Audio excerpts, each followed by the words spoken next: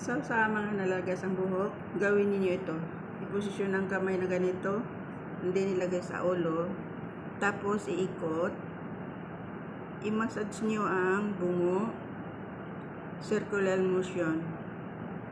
Ilipat niyo. 30 seconds lang gawin niyo, guys. Hanggang makover ang buhok. Ano ang ginagawa niyo? Pinapalakas niya ang pagdaloy ng dugo dito sa hair follicles para tumubo ang buhok natin. Yan. Ganito ang gawin nyo. 30 seconds. Sa mga nalalagas ang buhok, ganito ang gawin nyo. Ganito ang gawin nyo. Lagay sa ulo, tapos i-massage nyo ng circular motions.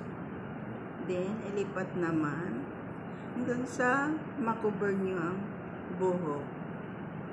Anong ginagawa nito? Pinapalakas niya ang pagdaloy ng dugo dito sa hair follicles natin para tumubo ang buhok natin. Ma-stimulate ang daloy ng dugo. Ganyan, guys, ang gawin nyo. Paki-share. Ganito. 30 seconds. Thank you for watching. God bless. Bye-bye.